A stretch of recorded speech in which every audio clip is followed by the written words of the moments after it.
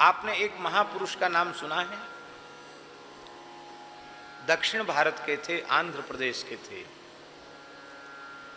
वीणा के भारतवर्ष के सबसे बड़े विद्वान थे, विरक्त संत थे।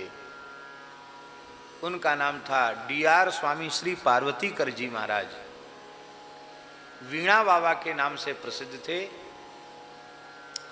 बहुत लंबे समय तक बद्रिक आश्रम में वे निवास किए, वहां उनकी कुटिया थी। तो वीणा बाबा बद्रीनाथ के नाम से वो प्रसिद्ध थे। आप तो बद्रीनाथ पधारे होंगे। कितना गर्म पानी है अलकनंदा का है?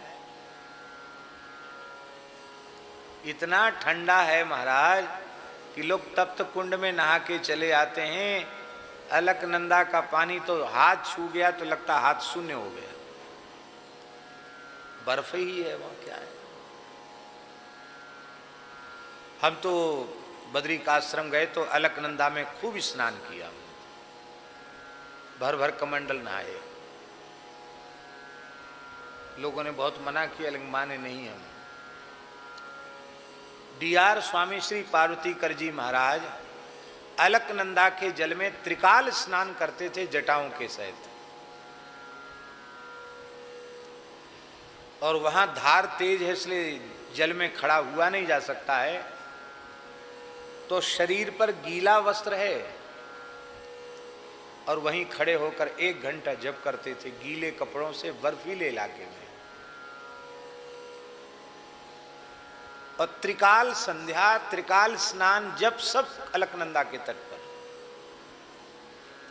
सिला कपड़ा तो पहनते ही नहीं, सूटर वूटर पहनने का कोई काम नहीं। और लोग कहते वहां तो बहुत ठंड है, वहां तो चाय पीनी पड़ती होगी। आपको सुनकर आश्चर्य होगा, वीणा बाबा छाछ पी के रहते थे बद्रीनाथ में। वहां के पहाड़ी लोग अपनी गैयों का दही का छाछ उनको देते थे, धूना में गुनगुना होता रहता, वही छाछ पीकर वे भजन करते थे। कभी कभार साग वाग बना लेते थे। उन्हें देवर्षि नारद जी का दर्शन हुआ था। उन्हें भगवान कृष्ण द्वैपायन व्यास जी का प्रत्यक्ष दर्शन हुआ था। और उन्हें उद्धव जी का दर्शन हुआ था। और उन्हें भैरव राग का प्रत्यक्ष दर्शन हुआ था। गरुड़ जी का प्रत्यक्ष दर्शन उन्हें हुआ था। वे भगवत प्राप्त पुरुष थे।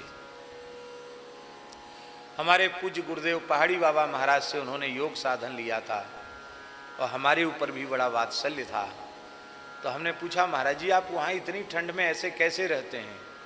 बोले गुरुजी ने जुक्ति मुक्ति बता दी है, पहाड़ी बाबा ने। उन्हीं की जुक्ति मुक्ति से मैं वहाँ निवास करता हूँ। मुझे शीत का स्पर्श नहीं होता, मेरा शरीर इस प्रकार का हो गया।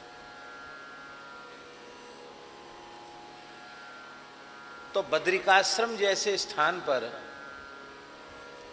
जहाँ बर्फ ही बर्फ है, आज से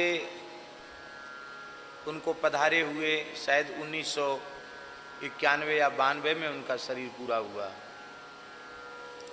वीणा बाबा का। तो कितना वर्ष हुए? हाँ, 32-33 वर्ष। 32-33 वर्ष पहले कोई महात्मा त्रिकाल स्नान वहाँ कर सकते हैं तो त्रेता का समय है, चित्रकूट तो गर्म क्षेत्र है, वहाँ मंदाक, और फिर बैसाख का महीना है तो मंदाकिनी में 3 बार गोता लगावे तो इसमें कोई आश्चर्य नहीं है। सब 3 बार गोता लगाते हैं, त्रिकाल स्नान करते हैं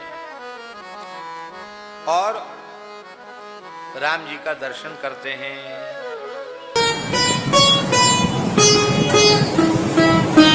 श्री सीताराम प्रतिदिन सत्संग एवं दर्शन के लिए श्री महाराज जी के ऑफिशियल चैनल को जरूर सब्सक्राइब करें।